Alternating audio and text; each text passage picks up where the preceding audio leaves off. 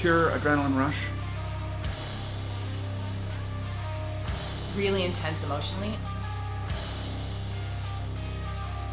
Exercise in reckless abandonment.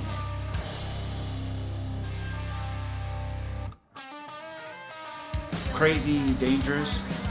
Like a blur, everything's going super, super quickly. You go, you know basically what you're doing, but you're doing some crazy things in the middle of the streets. But they're also a lot of fun. Like half the time you're like laughing at the top of your lungs. And seeing everybody around you doing it, and it's like nobody's getting hurt and everyone's doing it so eloquently, like a choreographed ballet almost.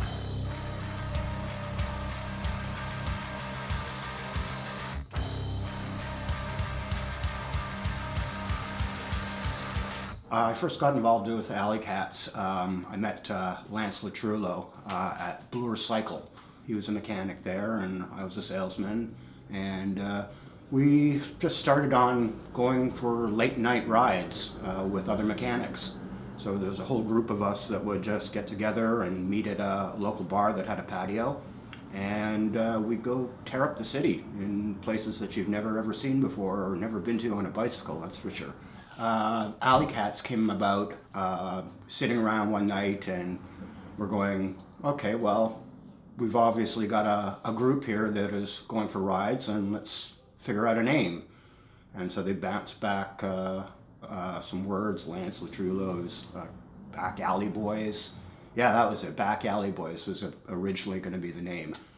And then we were sitting around and, I don't know, Alleycats kind of popped out and it stuck. That kind of led to the idea of, why don't we organize a race?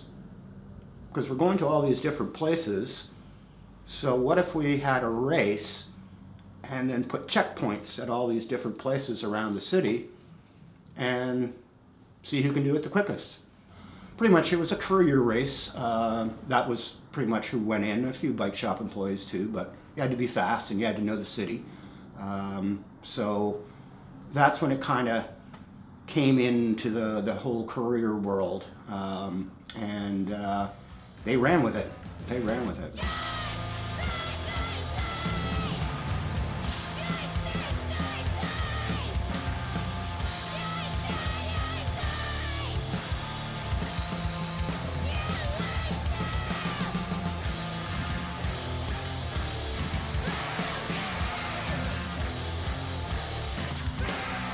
Well, you know, when you're a courier and we had a hangout, Bread Spreads, you would hear about things. I mean, you were part of not just a job, but a social group, a movement, a community. So especially having that clubhouse type of place, we always knew what each other was doing, and then there'd be notifications, you know, posters put up. So we hung out together, we worked together. And you went either, you know, to race or just to have a good time, to cheer people on, or if you weren't a racer, to man a checkpoint, and you know, just go to the after party, you know. So it was our social thing. Well, St. Valentine's Day Massacre was the first alleycat race. I think they were originally called alleycat races because the actual start line was in an alley. I recall I did the flyer for the Halloween one with Michelin Man on it. À votre santé. So for that one, they had a Le Mans start. So everyone lined up their bikes down the alley in the back of the alley, and you had to go and run 50 yards, get on your bike and go. And the sight of that was just crazy, crazy. People crashing into each other. And as time went by, more people would organize races, so there would be more alleycat races beside the Valentine's Day Massacre. I would say that while Toronto alleycat races was the start of things, it was other cities and other countries that really started to take the format and do different things with it.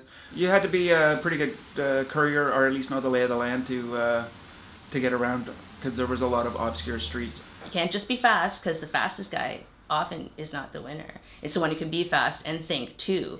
Whoever did the races, I mean, they were always very creative, and they always want to challenge, because we needed to be challenged. We're already riding every day miles and miles and miles going fast, showing athletic ability. So, and we were smart asses, and we want to, competitive, and want to challenge each other. So there was always a very interesting twist to a race. Because of the warehouses that were maybe not abandoned, but easily accessible down in the what is now known as Liberty Village, there would be a lot of racing through warehouses. There was a few times where you would have to race through the jet fuel coffee shop because it's quite long and narrow. So, and there was a opening at the back and at the front, so you would go in the front and then out the back.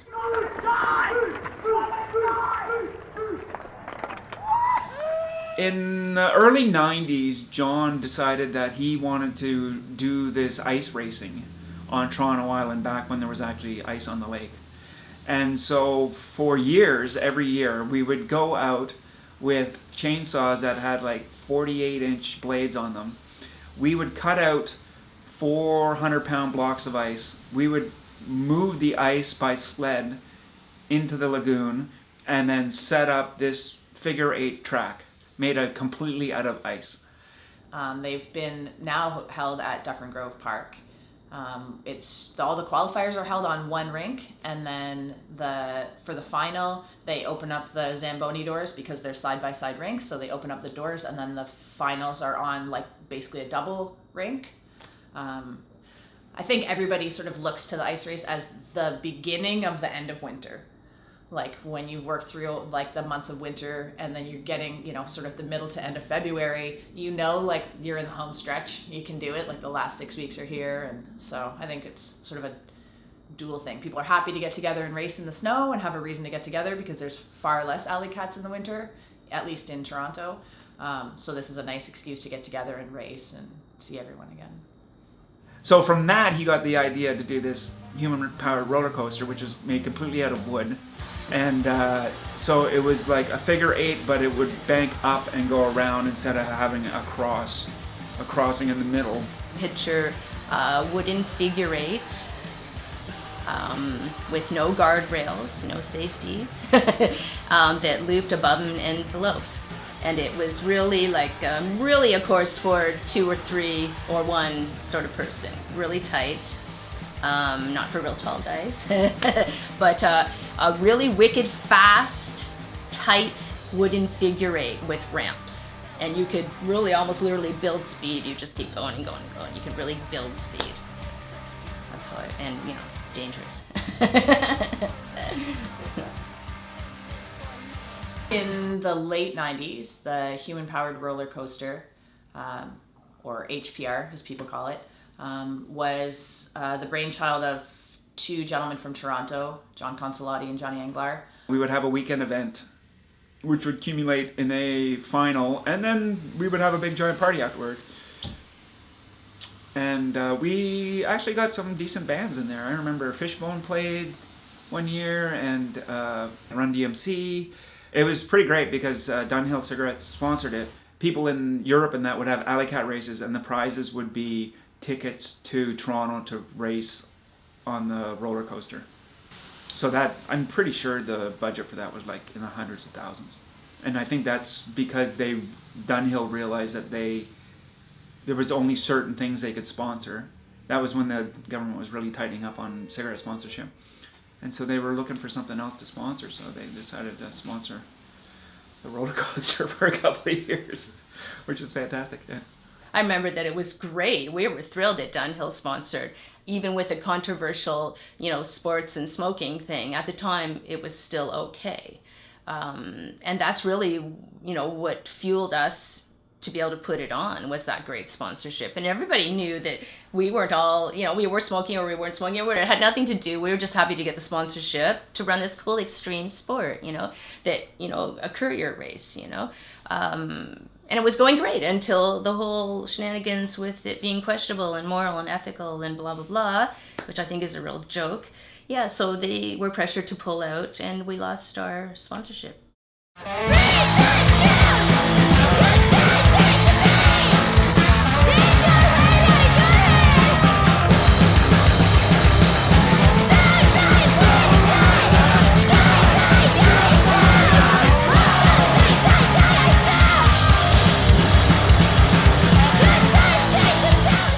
CMWC is the world. It's the place we all come together to race together as a family and drink beers and hang out and ride our bikes. It's where everybody comes together to sort of prove who's the fastest, who's the smartest, who can do the most backward circles. When we hosted the 95 championships, I just loved that it was like, so we blocked off Temperance from Yonge Street to Bay, and we had the Cloud Gardens, we had the whole thing.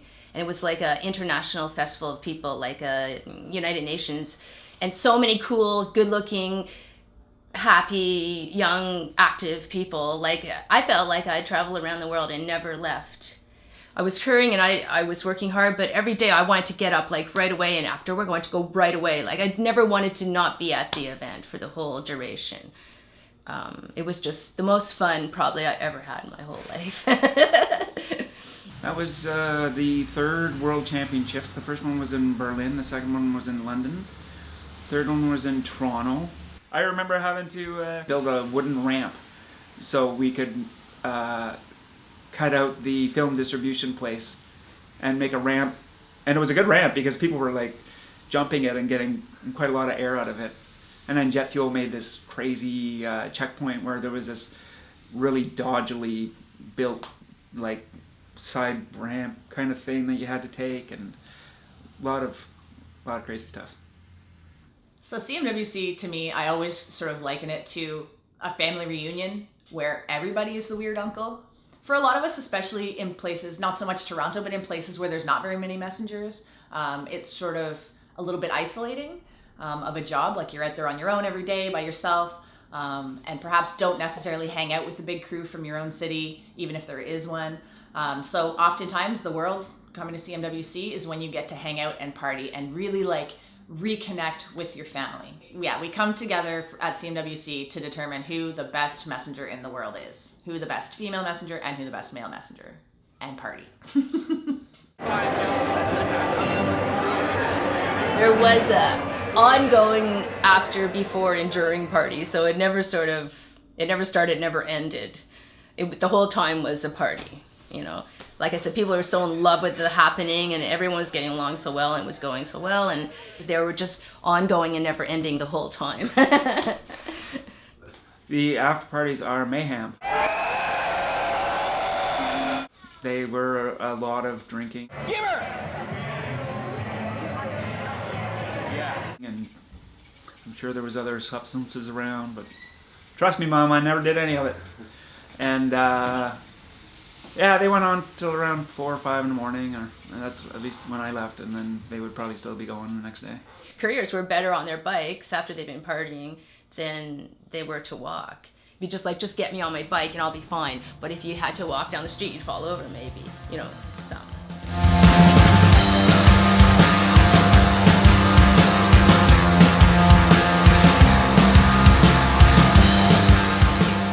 There was always the fear that CMWCs would start to wane and people would stop doing them, and because it's a huge amount of work trying to convince a city to let their streets get shut down to have a bunch of drunken couriers race around. That's not how we put it, but that's basically what it was. Just getting all of that area and the city and the police and all the residences all lined up so that we could actually race for a weekend there. And then a couple of the organizers had a bit of a meltdown. I think the biggest challenge faced by people who organize alleycats or championships is being grown-ups. Sounds weird, but like, we're not grown-ups necessarily, or a lot of us aren't. You know, people are pretty anti-establishment, and suddenly you're faced with the task of being responsible and appearing like you've got your shit together, and, you know, writing sponsor letters. I remember during the World Championships in '93 or whatever year it was, in an alleyway paying the cops in cash so that we could continue on with the race. Because they charged us thousands and thousands and thousands of dollars. It was ridiculous. I think they were probably one of the biggest expenses of that race. Yeah, it was like a crazy, horrible, magical time. And then at the end of it, yeah, we had this huge street party that was unsanctioned, and it was really fun. At the time, it wasn't. But looking back on it, I guess it's like any memory. You look back on it and it's like, oh, that was so magical. But if you actually transported yourself back there, you would be like, holy, what am I doing? And there was a lot of that. Other people came in. There was couriers from London that came in and really helped out because they had a lot of background from them doing it in London the year before. The one thing I have to say about the courier community is that when something needs to get done, they will come and they will work very hard to help make it happen. And besides the love of the freedom and the love of riding a bike, I think also what tied everyone in internationally, wherever they might be from, was the artistic vein that runs through all the couriers communities. So it's a social movement. It's a family.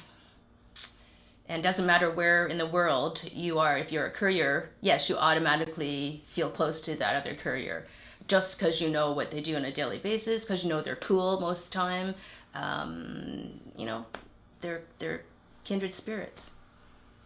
And we are family. Like, you spend such a small amount of time, or a relatively small amount of time with these people. If you looked at it in hours, it's like, I might spend 100 hours a year with my friend from Dublin. But we have a bond like I can't even tell you, like as if we hung out every day. Because we have faced the same challenges, we come together and like have the same sort of mentality. It takes a kind of special mindset, I think, to be able to be a messenger for longer than a summer. And so we all connect on that level, I think. Alleycats in Toronto were the thing that brought the messenger family together and really made it into a community, and one that you would be happy to see the people you worked with. So to meet people that do that job in Toronto is great.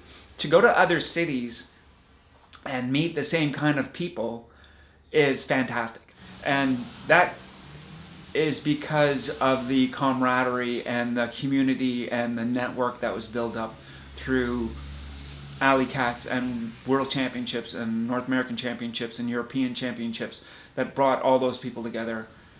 That is like a little community that never really changes wherever it is in the world. It is sort of attracts the same sort of people: open-minded, progressive, artistic, adventurous, odd, creative, sort of community-loving people. But again, I would say the thing coolest about the couriers in Toronto, the scene here, and internationally anywhere you go, is the thing that's most in common, is just the compassion and the camaraderie and the sense of community. We not only do our job when we're getting paid for it, but then we go on the weekends and in our free time and also do things that are like replicating our job, like alleycats or championship racing. So I think, we just love our job so much, and we're competitive, and we're all sort of like lone wolves, but we love to get together and do that same stuff together. So as many differences as we have, like maybe in Madrid, you're working in the hot sun all the time, and in Helsinki, you're working in the dark and in the cold a lot, but it's all still the same job. And so to get together and like compare notes and sort of like talk shit about, about the job and about our days, it's like all the same struggle. Like, we still face shitty receptionists, we still face, security guards telling us to go to the loading dock. Like, that's universal. So, we get together on the weekends and get to race our bikes and not deal with the like shittiest aspects of our job. It doesn't surprise me that they're still going. I think that the championships, I think definitely alleycat racing will always be a thing that we do. And the championships for sure, I can't see them ending, at any time soon. Like, we are at the 25th anniversary, now coming up, and it's, I don't see it stopping at all. I think it's too important for us every year to get together and come together as a family and bond and reconnect. And so, yeah, I can't see that anybody ever wanting to give that up. I think it's too vital to maintaining your sanity as a messenger, maybe. Yeah.